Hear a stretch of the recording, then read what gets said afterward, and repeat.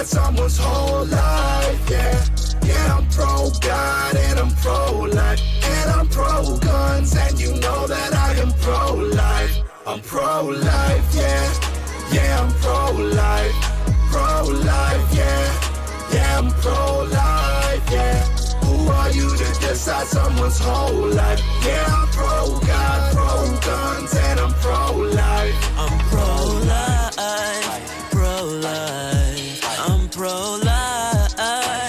I told you about 1,000,000 times. Why you gotta take those kids? Why you gotta end them before they begin? Don't you know that your little baby has soul? Every abortion is letting them go. There goes my baby, there goes my heart and my soul. There goes the future, we letting you go. We just cannot see the vision. Mama cannot see why you should keep living. She just going through life, perfectly okay with letting you die. She just painting her nails and saying, oh well, if all else fails, we'll send him to hell.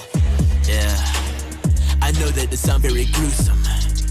Yeah, I know you tear up when we lose them. People are selfish and people are wicked, not understanding the cost of decisions. If you wanna play the most dangerous game, then gamble with your life like binary vision. That's the way of reproduction, now give it a deconstruction. One cell becomes 2, then 4, then 8, and before you know the baby's got it beating, heart to break. Then a couple months and now the little baby got a brain. So tell me how that is your body when the baby comes with pain, or tell me how that is your body when the baby's listening. So excited to see the world, just a little baby girl, so let her have your whole life. I know it's worth sacrificing. Yeah, I'm pro-God and I'm pro-life, and I'm pro-guns, and you know that I am pro-life. I'm pro-life, yeah. Yeah, I'm pro-life.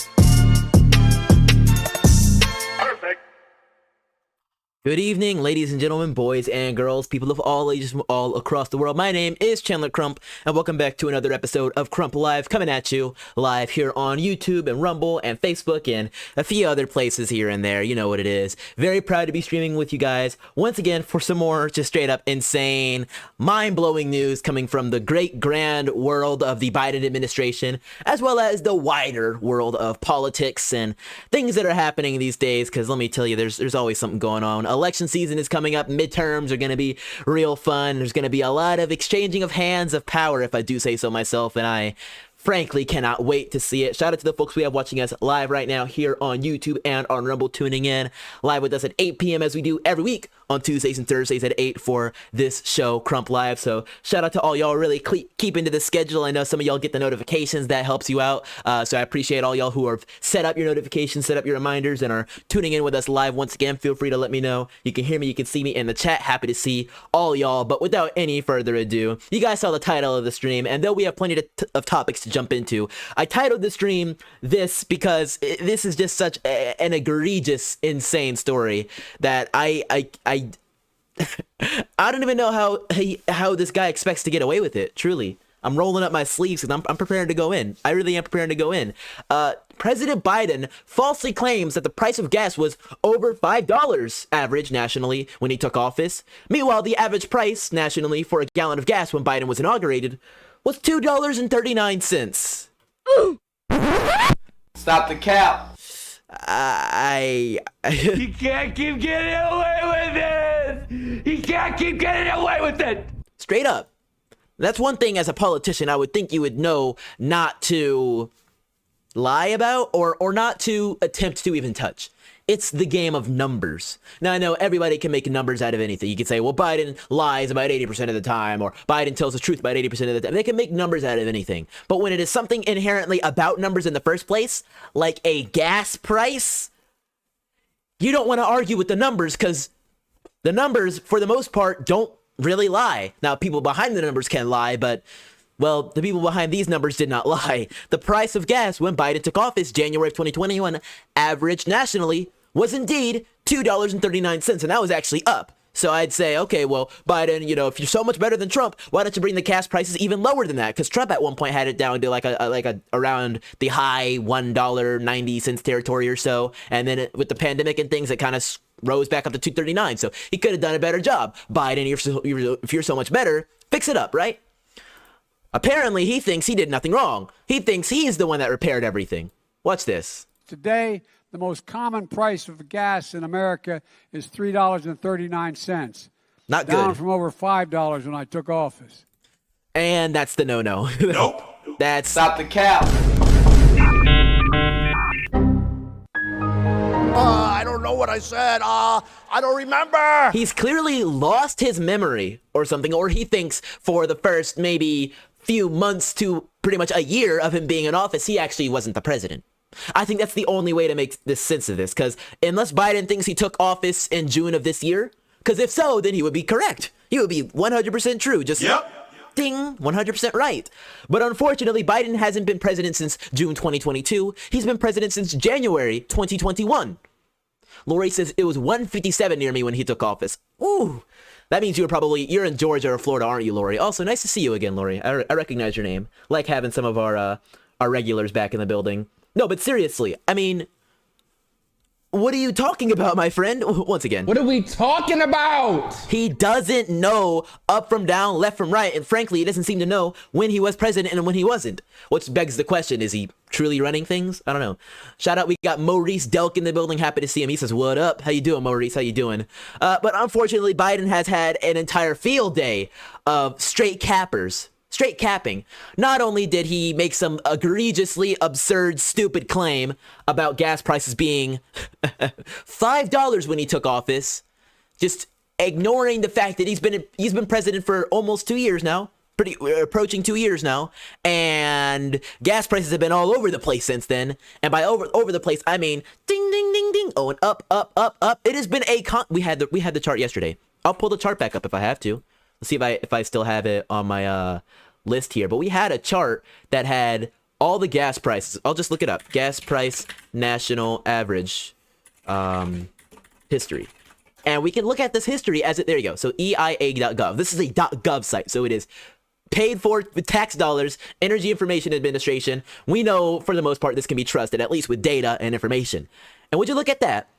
One of the most peaks we had before this was June 2008, in the midst of something almost as bad, if not worse than the Depression. $4.10 a gallon. All right, that's bad. But you know, Obama didn't do a terrible job. Oh wait. Well, yeah, because you see, this right here is the Obama administration. You see, things got down by January 2009, so that was actually the Republican president that actually dropped the gas price. So there you go. That is the start of the Obama administration right there. I'll zoom in even more so you guys can see a bit better.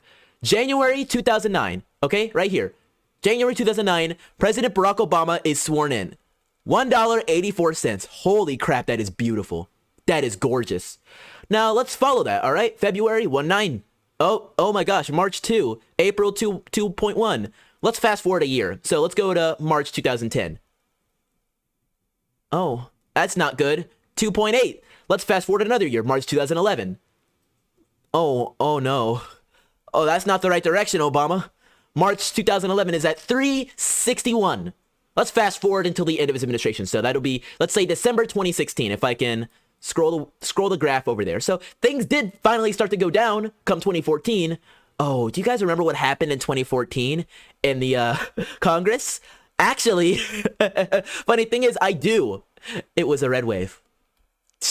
Yeah, that's kind of what happens when you vote for a Democrat president 2 years in a row. 2012, they saw things didn't go so well. So 2014, we had a red wave in Congress, if I'm remembering that correctly. So as you can see, as things went on down, the gas prices dropped, especially once it hit June 2015 or January 2015, when a lot of those people took office. Things start to go up a little bit, and then they start to have a little bit of a decline. But this is the majority of the Obama administration right here. All over the place, most of the time up, up, up. But now we go to January 2017. Trump inherited 2.45, and he kept it pretty much around there. Kept it around there, had slight hikes, and then some good drops, like January 2019 back to 2.3. Amazing. And then even in the midst of the pandemic, dropping it down to 1.9. Beautiful. Now we fast forward to modern day. Let's go all the way. So gas prices are on the rise in the 2021s. But let's go back to January of 2021 when it was at 2.42. Some of the lowest gas prices we had seen since the early 2000s.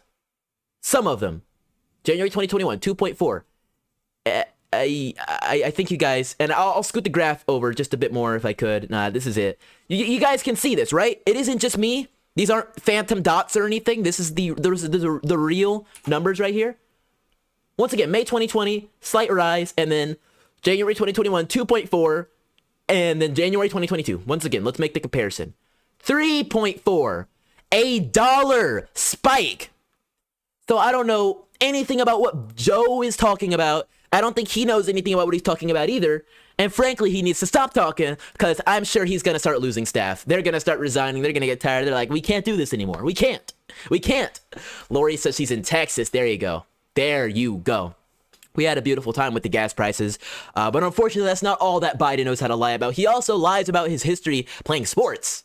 Joe Biden claims that he gave up a starting spot on the University of Delaware football team to visit his first wife every weekend after he met her, because that's what you do. You give up on your football dreams for a woman. Well, let's see what he has to say. But I married a beautiful woman from Skaneateles Lake, was at Syracuse. I met her on spring break and fell head over heels in love with her, and gave up a starting job on the football team in Delaware to come up every weekend because I couldn't stay away. And he's talking about his first wife, not Jill Biden, his first wife who unfortunately passed. But, well, let's take a closer look at this because it has now been confirmed. This is completely made up.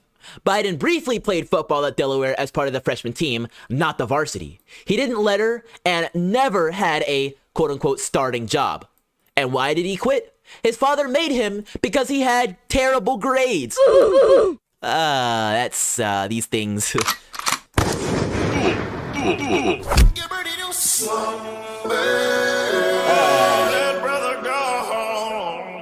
You see, sometimes the truth catches up.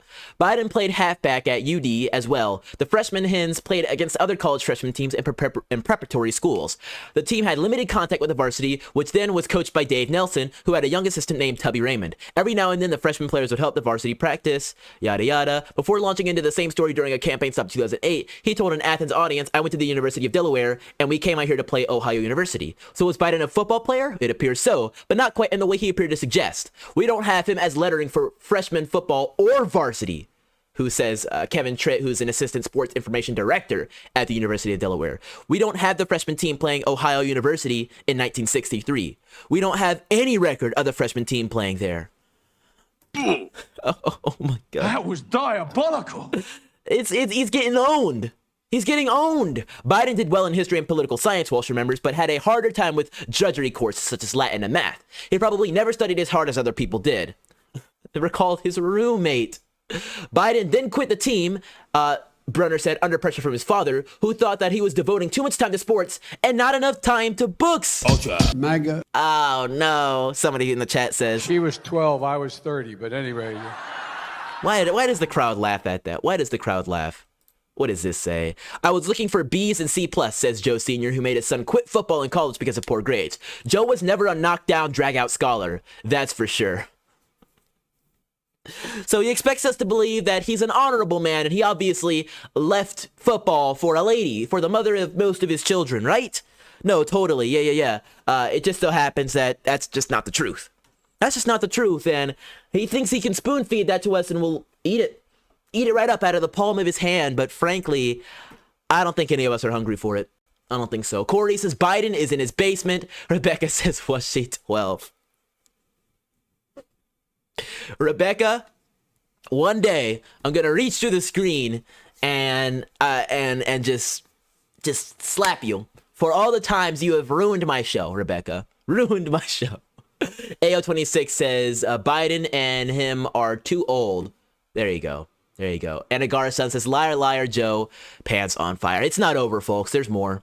Thankfully, no more lies. Just Chuck Schumer being caught on a hot mic saying some funny things to Joe. Before we do that, though, I want to give you guys a quick reminder that this show is, of course, supported by viewers like you, all my folks in the chat. Rebecca says, he. She is a demon, I tell you. She is a monster in the chat.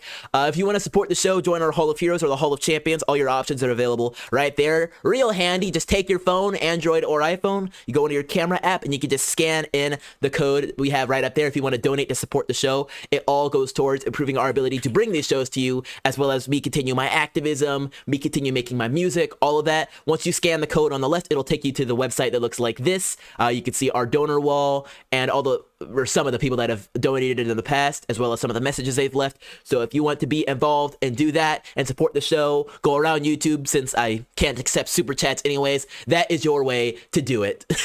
Oh my gosh. So all that is available for you guys right up there or in the description below at donorbox.org/support-channel. We are also proudly sponsored by MyPillow. I don't have the slippers down here with me tonight, but I do have the beanie over there, which I may have to go and grab based on what Rebecca Kaplan is saying in the chat down there. I'm not even reading that. I don't want to even think about that, Rebecca. But shout out to the Hall of Heroes. Shout out to everybody. Shout out to MyPillow. Make sure you check out your options and use code CRUMP for your very own discounts on mattresses, pillows, all that stuff today. MyPillow actually just sent me an email today letting me know that they're extending their money-back guarantee for, I think, up to 90 days or something like that. So if you order now before Christmas, in time for Christmas stuff to get here, but if you order now for your presents, whatever it is, you will have a no worries money back guarantee all the way until at some point in 2023. Yeah, that's pretty groundbreaking right there. So once again, MyPillow, one of the most consumer-friendly companies out there. You won't find them on the stock exchange. You won't see them getting bought by Elon Musk, but they are a true patriotic brand ran by a fantastic man, Mike Lindell. So get out there once again, code CRUMP for your discount today. But now let's check in with Chuck Schumer, and oh man, he says the state where we're going downhill is Georgia. It's hard to believe that they will go for Herschel Walker. Now, I'm a proud Georgia boy, and I know a thing or two about Herschel Walker, so it's real interesting to have his name in Chuck Schumer's mouth. Very, very interesting, and Joe Biden saying something. I don't know, let's hear it. It's going to be very hard to hear, by the way, so I'll let you know what they say.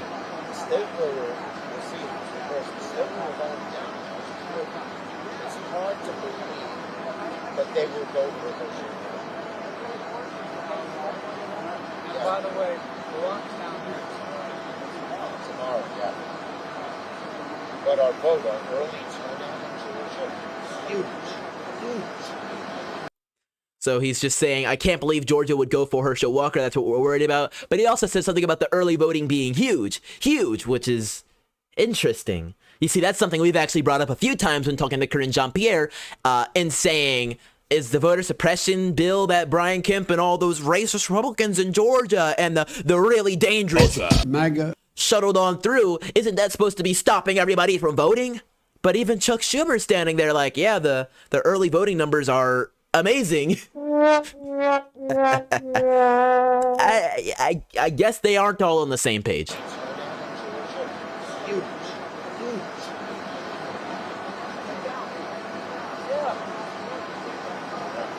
Joe looks so confused. And I think he just said something about Stacey Abrams. Like I said, this is like a hot mic, so you're not supposed to be able to hear everything.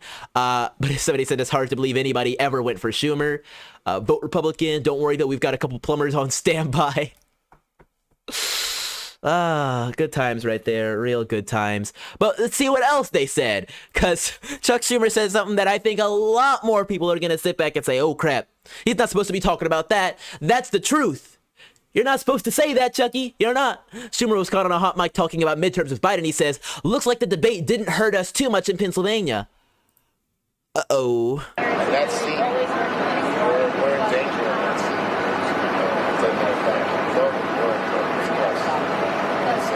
well, it looks like the debate didn't hurt us as much in Pennsylvania as it did, so that's good. And we're picking up steam from that. He's practically admitting that, yes, John Fetterman's debate performance was not even below average. It was horrendous. It was terrible. But that's just the way things be. He says, maybe it won't hurt us too bad. They have no faith in their own candidates, which I'd say is more hilarious than anything. There's a good one. Chuck Schumer in a fire room. This is fine. Look at Hochul knocking her head, all serious. That's who that was? I thought that was Kamala Harris. Frankly, I guess it doesn't look much like Kamala Harris, but you think I know these people, man? You think I know some no-name? Some absolutely no-name? How am I supposed to? I don't know, man. I really don't. Okay, let's move on.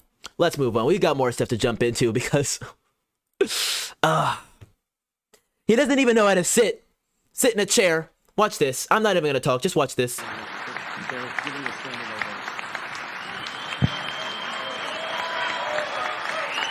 Rub my leg down.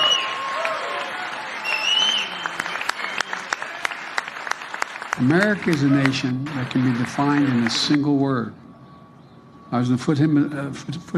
True international effort of pressure. Now let me run that back. Give you guys the play-by-play. See, shaking hands with Chuck Schumer. Thankfully, he doesn't hold his hand out. Be like, wait, Chuck, why did you shake my hand? Like seconds after getting his hand shaken. So thankfully, there wasn't any of that. But Chuck Schumer's like pointing that way. All right, go that way, go. And he does a little wave. Chuck Schumer's like, yeah, that's what I'm saying. Yeah, that's right. And then this lady jumps up, and Biden's like looking like he's about to walk off the stage, actually. But there's probably somebody sitting on the stage like, no, don't go yet. And then this lady has to be like, okay, Biden, just, she's pulling his arm. Once again, Easter Bunny style. I wonder if it's the same lady hopping on by in the Easter Bunny. Or maybe that's Jill Biden's ugly twin sister or something like that. But she's standing there tapping the seat saying, sit right here. This seat right here on the right. Because, yeah, that's where you would want to sit. Chuck Schumer behind him, whatever it is on the inside. Where does Biden sit? He sees her tapping right there. That's eye contact right there. Looking down. I'll sit here. And then he taps this. You can't make this stuff up, guys. You can't. You can't make it up. This guy doesn't know how to sit. He doesn't know how to do anything. He's letting Chuck Schumer eat his ice cream. Oh, no. The memes are insane. And, of course, everybody's going to have this thing going around that is supposed to prove that Trump is unfit. Ugh, it's insane. This isn't even comparable. Let's see this. Honestly, I am a little curious. All right, what do we got? Because they're both pretty old fellows, so you'll expect a few mistakes from them, but Trump's mistakes seem more mistakey. Biden's seem more like, I'm out of life energy. Okay, so he's walking this way. Okay.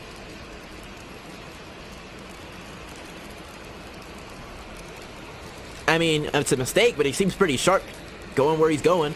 Biden, it's like a slow turnaround. He's like, I'm supposed to go this way. And I can understand it. Maybe even being an honest mistake. I wouldn't be surprised if there were other cars or something, or people that he knew, something like that. These are assumptions you can't necessarily make until you know a bit more about what's going on. But I mean, I guess you could potentially say the same for Biden, but there he goes. Let's see if we get a wider image of this. And it's just the beast rolling out. I don't know, there were a few times when Trump could have ridden in the limousine and he decided to walk anyway. So this could have been one of those. But somebody says that isn't comparable. Let's see what the other comments say. The limo was empty. He was looking for the people that got into when he came back. Okay. Someone told there was going to be a press meet, and then they changed the schedule, so he was guided back to the... So he thought he was going to go talk to the press? Is that the story? Yeah, that's actually funny. Watching Biden is just sad.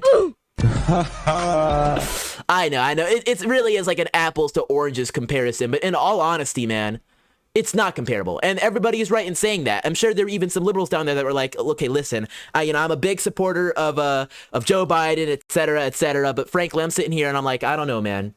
I don't know. This isn't really saying much to me at all. This isn't. All right. We've got more stories to jump into tonight, including Katie Hobbs and Carrie Lake. I almost called her Carrie Hobbs, although with how crazy Carrie Lake is going in on her campaign, I wouldn't be surprised if she takes ownership soon enough.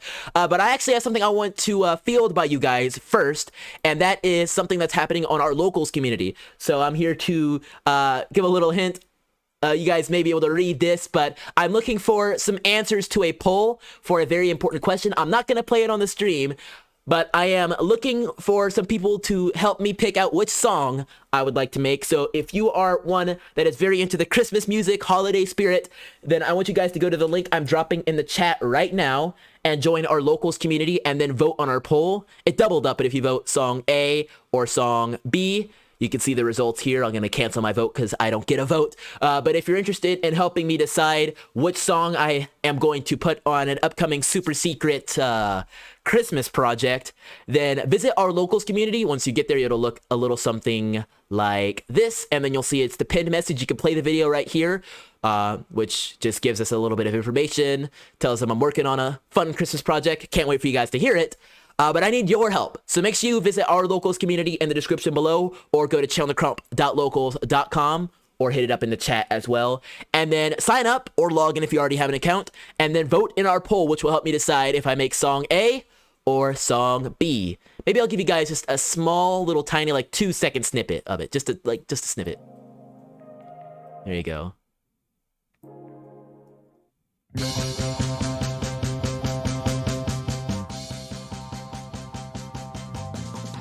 All right, that's it. That's it. That is all the snippet you get. So make sure you check it out. In defend with the Christmas tree emoji in the chat. Check it out. chandlercrump.locals.com. We have plenty of other content on there as well, including all of our most recent streams and little videos I drop here and there. But if you guys want to have your voice heard, let me know by joining us over on the locals community. I'll talk a bit more about this later on. I'll maybe even play the entire song snippets I have for you guys, which may help us decide. But stay tuned on the stream for that. Let's move on to check in with Katie Hobbs, though, because some big news came out of Arizona that is shocking the world. At least that's what Katie Hobbs wants it to do. Katie Hobbs blames Kari Lake as her headquarters is broken into, and it sparks a Watergate comparison. That's pretty massive. That's pretty massive. Katie Hobbs' campaign manager has blamed a break-in at the Arizona Democrats' election headquarters on her Republican opponent, Kari Lake, and Lake's allies, accusing them of spreading dangerous misinformation and inciting threats against anyone they see fit. The Phoenix Department of Police responded to a report of a burglary at Hobbs' office in downtown Phoenix on Tuesday afternoon. A police spokesperson said items were taken from the property sometime during the night, adding that no suspects have been identified. Hobbs, who is Arizona's Secretary of State, is in a close race for governor against Lake, a former television anchor who has amplified former President Donald Trump's false claims that the 2020 election was stolen. Hobbs shared a statement on Twitter from her campaign manager, Nicole DeMont, which linked the break-in to dangerous misinformation spread by Lake. Secretary Hobbs and her staff have faced hundreds of death threats and threats of violence over the course of the campaign. Throughout this race, we have been clear that the safety of our staff and of the Secretary of State is our number one priority. DeMont added, let's be clear, for nearly 2 years, Kari Lake and her allies have been spreading dangerous misinformation and inciting threats against anyone they see fit. The threats against Arizonans attempting to exercise their constitutional rights and... Oh, sorry, was I reading something? It was so long. Let's move on. In response, Lake told CNN reporter Kate Sullivan that... I love Kari Lake. This sounds like Jussie Smollett Part 2. Alright, I'm not even going to read this article anymore. You guys got to hear the video of Kari Lake's fiery. And when I say fiery, I mean like... blowing things up response. As per usual with Kari Lake. Watch this, guys. I'm scared. I'm scared for these journalists. They're about every time you see Kari Lake in front of the Arizona flag with a group of people behind her and then cameras and microphones in front of her, you know there is about to be a slaughter. I'm stronger. I'm smarter. I'm better. I am better. All right, let's get started. Kate Sullivan with CNN. So Katie Hobbs' campaign headquarters was broken into earlier this week, and her campaign manager said in a statement she argued that the incident was a direct result of a concerted campaign of lies and intimidation by you and your allies. Do you have a response to that? That is absolutely absurd. And are you guys buying that? Are you really buying that? This just sounds like a Jussie Smollett Part 2. So you're going to drag the American people through something like this? Obviously, you don't want to cover the real story today, which we are 11 points up in the polls, and you want to distract the people with an old story. And I can't believe that she would blame my amazing people or blame me for something like that. I don't even know where her campaign office is. I'm assuming it's in a basement somewhere. Because oh my gosh, man. I didn't know Kari Lake all that well. Months ago, I was a little focused in on the Georgia races and then just everything insane happening, but she has quickly, and I mean quickly, risen up the ranks to become one of my favorite conservative provocateurs in general, conservative politicians, whatever, especially ones that are running for governor. I think she is second place only to Ron DeSantis right now. Second place. Like she beats, Brian Kemp, he's running a fine campaign. She beats Brian Kemp. She does. If Kari Lake and Brian Kemp were running against each other in a primary, I don't know. Like if they were both running in Georgia, or if I lived in Arizona, they were both running there. I don't know, man. I don't know, dude. I don't know. Kari Lake is pretty dang amazing. Pretty dang. Because that's where she's been campaigning. And you guys are despicable for falling into that trap. You drag the American people through so many BS stories like the Jussie Smollett, and you're letting a campaign a woman who's been running a terrible campaign, direct you to a story like this. You know that she's running a bad campaign. She's being attacked by her own party, and she's desperate. And so she's trying to point the finger at me. It's despicable, and it doesn't shock me, because what we've seen from her is probably the worst campaigning in the history of campaigns. George. She really just embodies most of that amazing Trump energy. She truly does. She truly does. That's a story for later. Don't spoil yourself by looking at it. Yeah, Corey's just lol. She's like one of the, like, I can hear that in the Trump voice. She's running one of the worst campaigns in campaign history, and it's truly despicable. And the media, you fake news media, turn those cameras around, show the crowds, but you fake news media, you're really despicable for even covering it. I mean, this is old news, and everybody knows it's not a thing. My Trump impression, it definitely needs work. I don't think it'll ever be up there with the greats. But truly, she does embody a lot of that Trump energy, and I think it's really obvious and clear. But the story gets deeper, because now news has come out. The Phoenix Police Department says an arrest has been made in the alleged commercial burglary on Monday night. The Hobbs campaign are not providing details as to what they believe may have been stolen. Police have not said that they have evidence this was politically motivated. And when it comes to something like politically motivated, you got to say it's innocent until proven guilty. So unless it is proven it is politically motivated, it wasn't politically motivated. I mean, that's the simplest way to put it. You can have whatever inclination you want, and in some ways, it probably was no coincidence that it was a political office that was stormed, but that doesn't necessarily mean it was Carrie Lake or Republicans, conservatives, and misinformation that caused it. It might have just been some dude walking down the street who had heard of Katie Hobbs, saw the big old blue D, and said, oh, Democrats, they get a lot of donation money. Let me kick in the glass door and see what I got inside. But Katie Hobbs has now been asked about the campaign office burglary and what items were taken, if there was any political motivation to it, and about Carrie Lake. You have to hear this. Hi. What was taken from your campaign office? And do you have reason to believe that this was politically motivated? I'm not talking It's kind of immediately, just like, I'm not talking about that. I'm not talking about that. a big deal, though, that your campaign office was broken into. I think access to safe and legal abortion is kind of a big deal, and that's what we're here to talk about. Do you have reason to believe it was politically motivated? We're not going to go beyond this statement. I hate everything about this video. I really do. For one, it's too quiet. It's too quiet. It's like her campaign is so floundering. There's nobody there. Like, I really wish he would whoever this was would turn the camera around and show the bill. In fact, I'll scour through his Twitter feed. I'm just that curious. I want to know, were there people there? Oh, a Carrie Lake emergency presser is happening right now. Ooh. I wonder what's going on. That's interesting. I might have to check that out later. There's the video we just saw, but is there any, is this, okay. Oh no. So this looks like 7 hours ago, yeah. So this is about the same thing. This is why it was so quiet. This room is empty. I'll slide my camera over. This room is empty. Does he move the camera around anymore? All right, so we've got how many? 1, 2, 3, 4, 5, maybe 6 or so chairs per row. And it looks like there's maybe 3 rows. There's like maybe only 20 or so people in this room. 20.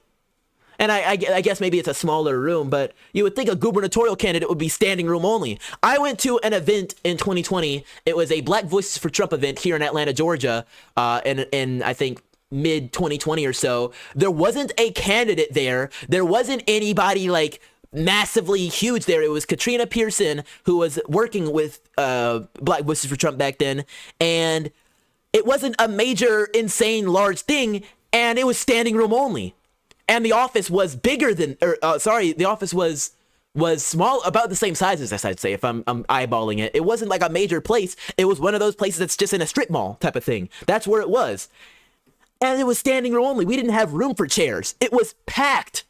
Meanwhile, you're telling me for this gubernatorial campaign, which is supposedly doing amazing and is going to steamroll the Carrie Lake campaign, is struggling to fill this room.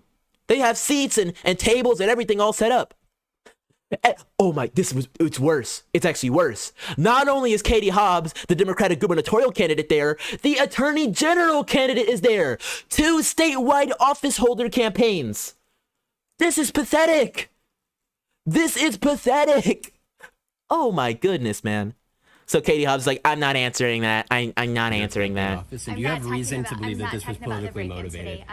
It's kind of a big deal, though, that your campaign office was broken into. I think access to safe and legal abortion is kind of a big deal, and that's what we're here to talk about. Do you have reason to believe it was politically motivated? We're not going to go beyond this statement. And then this guy's like, we're not going to go beyond this statement.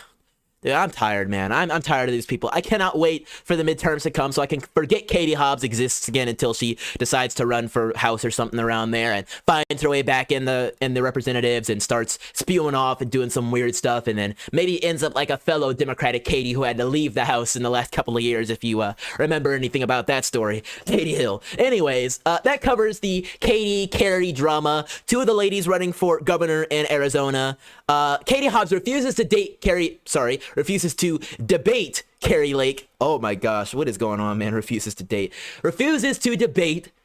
Carrie Lake. Carrie Lake is not AOC, okay? I don't think either one of them are worried about dating each other, so we don't have any AOC drama to worry about. No, but seriously, a debate will not happen, has not happened, and I don't know, just throw your hands up. We won't get to see these candidates go head-to-head, and probably for good reason. Katie Hobbs is just some random person who happens to be the Secretary of State of Arizona, and Carrie Lake is only a former news anchor, but is so well-spoken, knows the facts, comes with the receipts, that obviously, Katie Hobbs is scared out of her britches. So it's not going to happen. And when this election comes, it's going to be a bloodbath, because the polls, and let me tell you, when the polls say a Republican is winning, it's going to be a landslide. It's going to be a landslide. Every single poll, or the majority of polls that we see that are majorly popularized, are actually extremely liberally tilted. So which is why when you look in Georgia, at least a few months ago, when you had Raphael Warnock in the lead by 2 points, that was actually Herschel Walker in the lead by like 5. Okay, you got to kind of have a little bit like, 5 or so point tilt. In that case, maybe more like 6 or 7 since it's Georgia. So when you see Carrie Lake, now I don't know which poll it is, it might not be as heavy as that, but when you see Carrie Lake with an 11-point lead in the polls, it's over, all right? Pack your bags. Nope. Go home. You can't keep getting away with it. You can't keep getting away with it. I'm just being honest. All right, Katie, go home. Get out of here. Anyways, we've got more news to jump into with Elon Musk, folks. Oh my goodness. Now, you guys know that he's been in the news quite heavily the last few, I don't even know what to say, weeks, months, maybe even years, if I dare say, for some pretty good reasons. He's been a large person involved in many things, and it's not stopping now. It's not stopping now. As you guys know, he recently went out to acquire Twitter, and it looks like his acquisition has gone through, but now things are escalating quickly. Now, I've got some breaking news I'm going to be breaking in a minute, but first things first, I want to give a shout out to our folks we have on Rumble, Helicon and Patriot Spreads over there. If you're watching us on Rumble, feel free to interact with us in the live chat. We do have it set up on one of the few channels that does it, so we have the live chat here. Make sure you check it out. And without any further ado, let's see what Elon Musk actually posted to Twitter about Twitter. He says, "Dear Twitter advertisers," this is about to be a speech, so bear with me here, but this is important to see. "I wanted to reach out personally to share my motivation in acquiring Twitter. There has been much speculation about why I bought Twitter and what I think about advertising, most of it wrong. The reason I acquired Twitter is because it is important to the future of civilization to have a common digital town square where a wide range of beliefs can be debated in a healthy manner without resorting to violence. There is currently great danger that social media will splinter into far right or far left wing echo chambers that generate more hate and divide our society. In the relentless pursuit of clicks, much of traditional media has fueled and catered to those polarized extremes, as they believe that is what brings in the money. But in doing so, the opportunity for dialogue is lost. That is why I bought Twitter. I didn't do it because it would be easy. I didn't do it to make more money. I did it to try to help humanity, whom I love. And I do so with humility, recognizing that failure in pursuing this goal, despite our best efforts, is a very real possibility. That said, Twitter obviously cannot become a free-for-all hellscape, where anything can be said with no consequences. I don't like that. But whatever, where anything can be said with no consequences. In addition to adhering to the laws of the land, our platform must be warm and welcoming to all, where you could choose your desired experiences according to your preference. Just as you can choose, for example, to see movies or play video games ranging from all ages to mature. I also very much believe that advertising, when done right, can delight, entertain, and inform you. It can show you a service or product or medical treatment that you never knew existed, but is right for you. For this to be true, it is essential to show Twitter users advertising that is as relevant as possible to their needs. Fundamentally, Twitter Twitter aspires to be the most respected advertising platform in the world that strengthens your brand and grows your enterprise. To everyone who has partnered with us, thank you. Let us build something extraordinary together.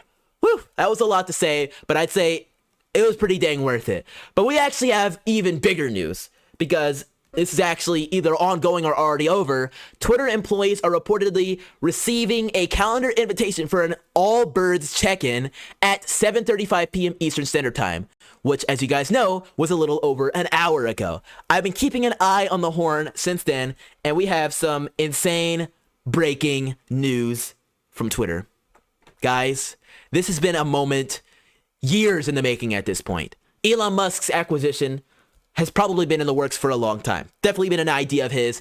And for the past few months, we've seen it go through a lot of turmoil. He almost canceled because of the bots, but thankfully, I think that was either a ploy or he got back in, because now that Elon Musk owns Twitter, we have some big news. Elon Musk is now in charge at Twitter per CNBC. CEO Parag Agrawal has left the company. And if we actually go to Disclose TV real quick, which showed up for once, that's really surprising. Elon Musk is now officially Twitter's new owner. The deal is closed. That we already knew. However, let me see. What was the thing I was actually just looking at? Where is that one? Oh, it's this one. Elon Musk is now in charge of Twitter and has ousted all of the executives that were previously in charge.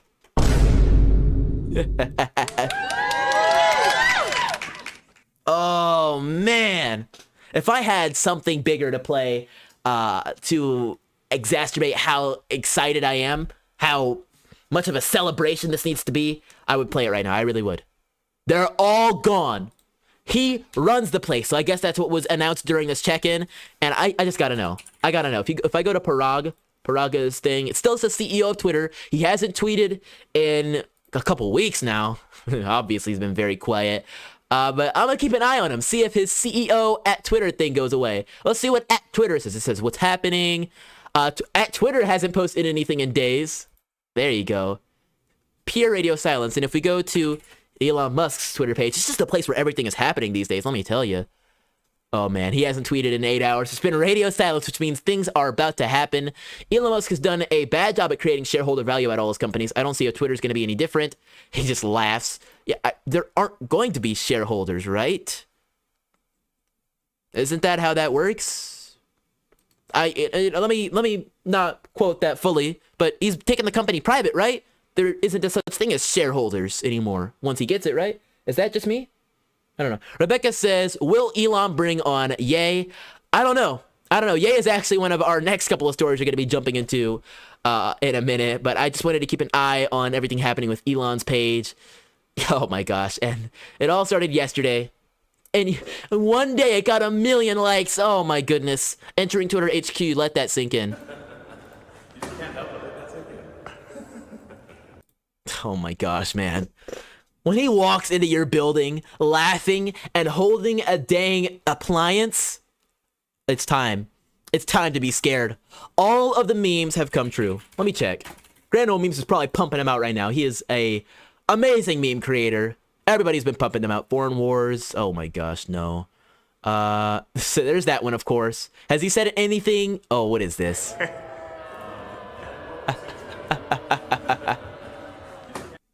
No, who did that one? John Hacker did. Shout out to John Hacker, great one. Oh my gosh. His Instagram account being taken down. See, what is this? Another one? Oh, Agrawal. And Jack. No. People are going crazy with these memes, folks. This is some massive news, and I don't know, man. I don't know. Could be some big things coming really soon. Every single executive gone. Parag Agrawal gone. All the people that were maintaining this insane and disgusting censorship are being given the door. Everybody's posting about it right now. Everybody's excited. Elon Musk now in charge of Twitter. DC Capital's tweeting about it. Agrawal and CFO Ned Siegel have left, leaving Elon in charge. What else? Anybody else posting about that? There's that.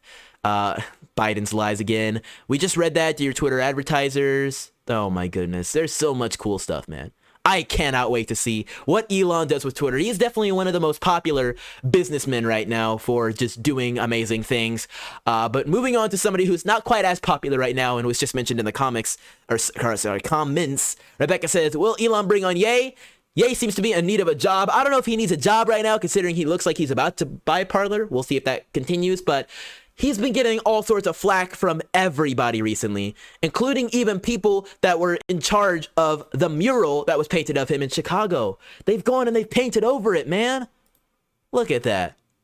That's Kanye West in Chicago, Illinois, and they're now going and they're painting over his mural. That's the work in progress, and as you can see, gone. Update, gone. They're doing the whole like statue erasure thing. Meanwhile, King Von, who is a murderer and a gang criminal, is still obviously up on walls around Chicago and still has people dedicating everything to him and saying he's absolutely done nothing wrong. Not only that, they actually deleted the Kanye West playlist off of Apple Music, which has had a lot of Kanye fans up in arms, including one that I know. Yeah, this one right here. This is a Twitter account that talks a lot about music, but it was previously a really big Kanye account, and he's actually been heavily talking about the things that have been happening with Kanye West. A lot of the Kanye fans, and keep in mind, there are many of them, are starting to like kind of open their eyes and be like, dude, what? Why is this happening? They're censoring Kanye West. They're going after all these things. Meanwhile, we have R. Kelly and many others who have done some terrible things in the past that still have all their music up there, still have their about sections, all these playlists, etc. still there. Let me see if I can find it. Just do R. Kelly. We'll do a little specific search for it. So Apple has removed Kanye's Essentials playlist, his About section, and Sanction have been recommended. They haven't done the same for R. Kelly, who assaulted women, Tory Lanez, who allegedly shot a woman, or King Von, who killed people. What separates Ye from the rest? Their victims were black. And before you counter that Kanye has done numerous anti-black stunts, remember that Apple Music did this only after a certain other comment. And then here is the image of R. Kelly, who still had his about page as of 6 hours ago. Now, it does appear that some of these things have been updated and R. Kelly has lost his page, but doing the right thing for the wrong reasons isn't really fixing anything. Now, is it the right thing to remove R. Kelly's page? I don't think so. But even if it was, the wrong reason would be to appease people that are upset that Kanye West has been censored. The right thing to do is not censor at all. Not at all. Like, in all honesty, man, it's insane to imagine. It really is insane to imagine. And the biggest thing about this, not that, Kanye West needs to be the shining beacon of what to be to everybody, but the most important thing to recognize is that if they can do it to Kanye West, they could do it to Donald Trump. They did it to Alex Jones. They've done it to Laura Loomer and Ali Alexander and Carpe Diem and every single person out there. You're not a challenge. I know people who have had their entire Facebook profiles banned for one political post. Ever. They say one thing about the vaccines during 2020, gone. They'd been on Facebook for decades. They had posts of their up there of their children going back to the early 2000s because Facebook's been around that long. Kids grew up, got old, moved out. They had it all chronologized up there. Gone. One post. They don't care about us. They don't care about our free speech right. They only care about our money. They only care about virtue signaling for whatever they believe to be correct. And if that means erasing you from everywhere for one small statement, like Kanye West, that's what they're going to do.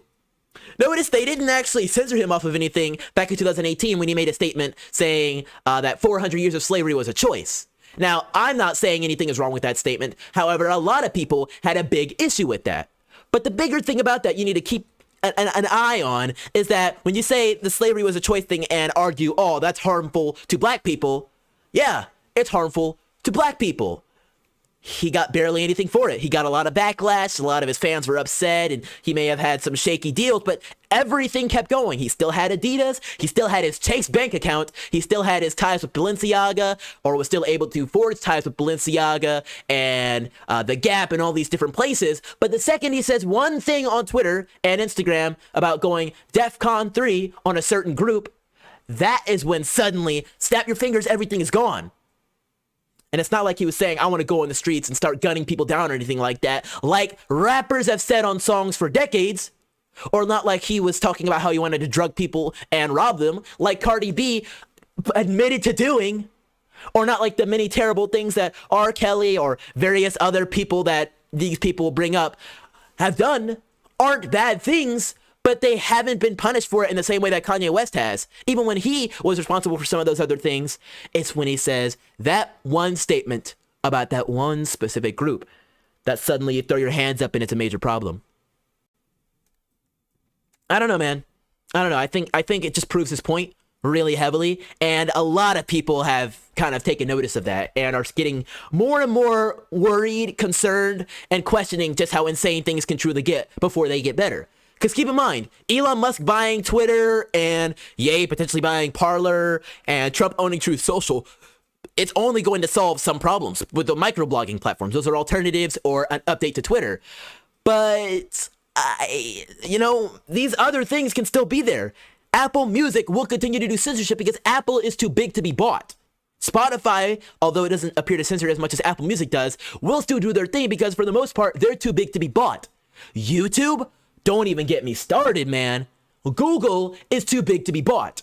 I would say Meta, but they're actually going through some hard times right now. They're losing market value faster than you could say supercalifragilisticexpialidocious. They're losing billions. So they might not be too big to be bought for long. But either way, all these different things kind of come together to show you that big tech having their hands and all the cookie jars and all the control is as scary as it sounds, which is why we need to diversify. Why we need more people owning more things than ever. Closer and closer we can get to a system that not really any sole property owns, but is more so an actual public square, like the public squares of yesteryear where it was just stone on the pavement and soapboxes. You couldn't really own that. Sure, sometimes soldiers could pull up with guns, but then so could the people, right? On these platforms, we've all got our hands tied behind our backs. Twitter and formerly Parag Agrawal were the ones that were holding the muskets and shooting them at you, pierced by British ball like Crispus Attucks. But we've got a revolution coming, and I think it's going to be bigger than you could ever imagine. And I'd say this Elon Musk purchase, not only does it get us past the Boston Massacre, it really is the shot heard around the world. That's an amazing analogy right there. Thank you guys so much for being tuned in here. I'm getting sent all sorts of new things. Oh my gosh. All right. We've got more news from Elon Musk. We got more news from Elon Musk. I want to remind you guys to make sure you check us out over on Rumble while we're talking about all these different ways to free yourself from big tech censorship. Shout out to the folks we have watching us on Rumble right now, including Hella Khan, who said some things. Let me see here. He said, giving Twitter to Musk was always the government's plan to deflect, but it really is a government intelligence apparatus. We are on to them. Remember when Mike Myers and Kanye were in an ad together and Kanye blasted Bush? It was golden. Yeah, a lot of conspiracies, man. Keep an eye on them. Definitely. You never know what's going to be true. Let's see here. Elon Musk has fired Vijaya Gadde, head of legal policy, trust and safety, who made the decision to permanently suspend Donald Trump. Ooh-wee, ooh. What are we talking about? Yep. I'm just being honest. I'm stronger. I'm smarter. I'm better. I am better. Oh my gosh. No, he's not coming back. He's not coming back. He's not coming back. I remember this.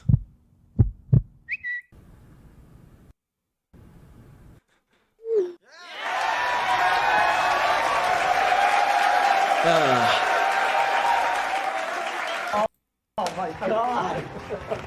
Look at that. Holy smokes, man. Trump really did make Twitter, man. He really did. I wouldn't have joined Twitter if it weren't for Trump. I'm pretty sure a good half, maybe even 70 or so % of the Twitter base right now would not have joined before Trump. Honestly. Chief Financial Officer, CEO, whoever that person is, Vijaya Gadde, gone. All of them gone. I can't. I couldn't be more excited than this right now. Tesla engineers have been visiting the Twitter office to check in on the code. That's nice. Is he speaking in that video? Is he? Let's see here. Let me see. Is he talking in this? No, there's nothing there. Okay, got it. Tesla engineers visiting the office to check in on the code. Awesome, man. Just awesome stuff. Like I said, I know a lot of people have a certain level of mistrust for Elon, and I'm on that bandwagon as well. I'm not going to lay all my baskets with him, but I definitely think change will be good. Change will be good. Now, will things be perfect? No. He's not for free speech. You got to remember that. He's not really a free speech absolutist like he really needs to be. But on the bright side, it's better than Agrawal. It really is. It really is. Salty Army is Legion says, came by to show some love, brother. Still remember when you won on Let's Be Franks. Keep up the great work, young man. Keep making your fellow Americans proud. It's actually really funny you mentioned that. I'll be back on Let's Be Franks show this, next, all right, at some point. Hold on, I just set the reminder for it. Very soon. I'll be on his show on this Saturday, so that'll be 2 days from now. Okay, I didn't know if it was this Saturday or next Saturday, but I'll be back on this Saturday with Let's Be Frank, so shout out to him if he's in the building. Love you, man. I'll be happy to be on there again. KGB show is in the building. He says, we love Chandler. Thank you, KGB. Appreciate it, man. I gotta go on that show as well out there in Dallas. It'll be a great time. Austin says, love the channel, bro. I'm still working. I'll watch more later. Thanks for the content. Austin, I hope you check us out over on Rumble, because we don't leave these shows up here on YouTube. They will zap us. So make sure you subscribe to our Rumble channel, and also definitely consider joining us over on Locals. Rebecca says, I remember her, the one who was on Timcast claiming Twitter doesn't target. Did she go on Timcast? No way. Hold on. Really? No. Vijaya Timcast. Did she really go on Timcast? Oh, I typed in Timecast. Did she go on Timcast? She went on Joe Rogan. Oh, she did go on Joe Rogan while Tim Pool was up there. That is actually interesting. Hold on, I just got to hear this for a second right here. Wow. 5. So we're connected to him. There were a bunch of other issues on the background, but this is Vijaya Gade, who was just fired by Elon Musk at Twitter. And Elon Musk is on this episode, as well as Jack Dorsey. And this is actually, if I remember correctly, this is actually when Jack Dorsey was still the CEO of Twitter. Am I remembering that right? When did Jack Dorsey steps down? That was like 2020, right? Yeah, Jack Dorsey. Oh yeah, that was in 2021. Holy crap. Yeah, Agrawal has not been there for long. I forget. Felt like a lot longer with how long the censorship's been with us. But yeah, Jack Dorsey only stepped down in November 2021. These are the 3 primary things that we looked at in terms of... But the other things that were in the background, weren't they multiple accounts that were connected to him? Like, I think that, I'm not sure about that, Joe. I think that it was more that we found him to be engaging in coordinated behavior and inciting people to attack Leslie Jones. Now, with a... And I don't know what that is talking about yet. And I could go back and watch that. Joe Rogan's a great podcast if you guys want to check that out. He actually had to deal with a good bit of censorship himself just a couple months back. So, man, they coming for everybody. They coming for everybody except for Vijaya. She hasn't been censored or anything. She just lost her job for doing the censoring. I guess you can't really be attacked when you're the one doing the attacking. This Elon stuff is going to be breaking all day. I might have to come back around later and do a video just about all the developments, because these things are coming out rapid fire. We'll be back again next week on Monday at 4 p.m. for the Chandler Brief for our next political live show. If you guys want to tune into that, we'll be there soon. But definitely make sure you never miss out on the exclusive content we have available for you guys right now over on our Locals community, including the new poll we have. Dolores says, just came in. I'm so sorry, Dolores. This is the end of the show. However, you can watch these replays entirely over on our Rumble and our Locals, so make sure you check that out. But we actually have something going on over on our Locals right now, a poll. I'm working on a Christmas project, and I would like to get your guys' feedback as to what songs you believe we should have up there. So we have a count of votes right now and what we have going on so far. We've got 2 Christmas songs we might make, and I want to know which one you guys want to hear more. We've got Song A and Song B. And if you want to hear these songs, they're over here on our Locals.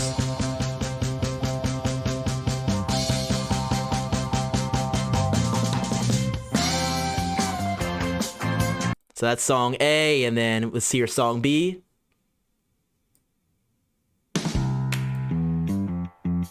Just a few seconds.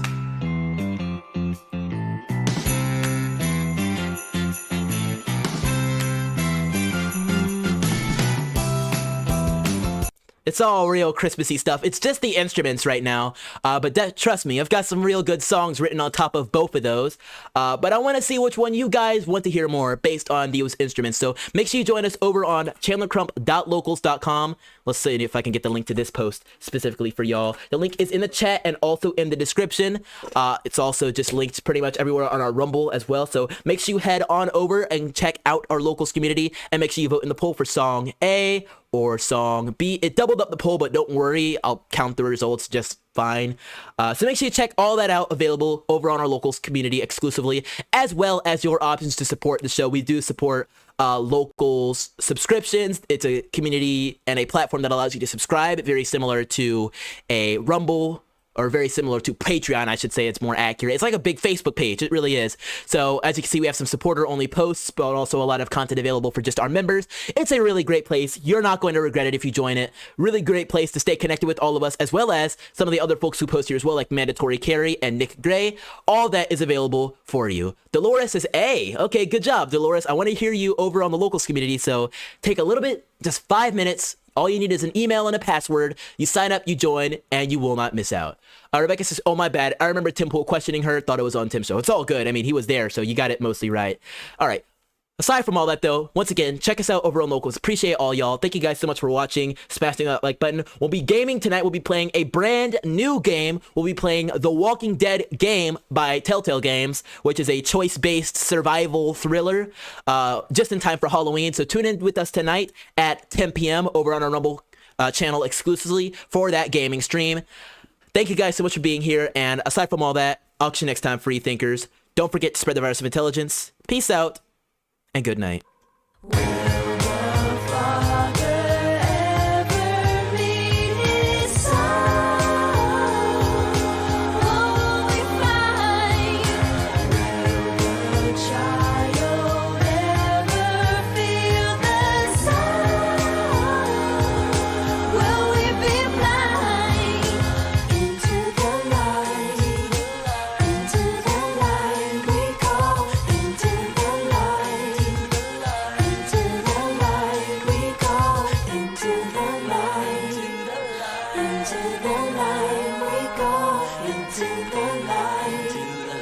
Into the light we go.